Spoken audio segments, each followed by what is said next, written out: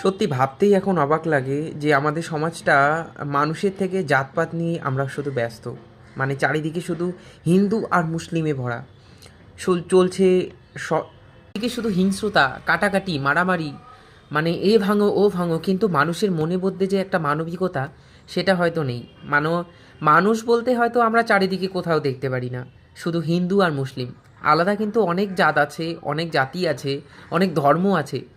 তো তাদের কেন আমরা ফলো, মানে তাদের হাইলাইট কেন হয় না? তার মধ্যে একটাই কারণ, কারণ পলিটিক্স।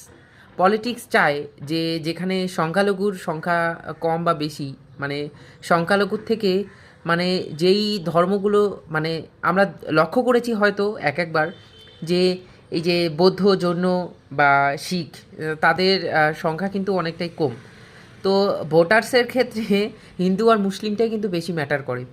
তো তাদের মধ্যে একটু সংঘর্ষ বেঁধে দিয়ে হাইলাইটটা আলাদা দিকে কনভার্ট করা, এটাই কিন্তু পলিটিক্সের কাজ। তো আমি এটাই বলতে চাই, আমাদের মধ্যে হয়তো এই বিষয়গুলো এড়িয়ে আমাদের মানবতার দিকে এগোনো উচিত। কারণ আমরা চাই না আমাদের ভারতবর্ষটাও বাংলাদেশের মতো হয়ে যাক।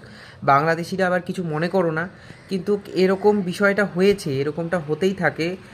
যে যখন আমরা জাত পাত বিষয়টা যখন আমরা হাইলাইট করব, তাতে কিন্তু আমরা অনেক দিক দিয়ে অনেক কিছু হারিয়ে ফেলবো, অনেকটা পিছিয়ে পড়ব।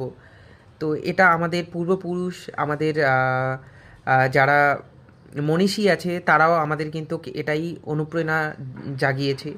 তো আমার একটাই বক্তব্য, আমরা অবশ্যই সর্বশেষ আমরা মানুষ, জাতি ধর্ম নির্বিশেষে আমাদের রক্তে মাংস করা সবার মধ্যে একটা মানবতার ব্যাপার আছে, একটা মানবিক ব্যাপার আছে।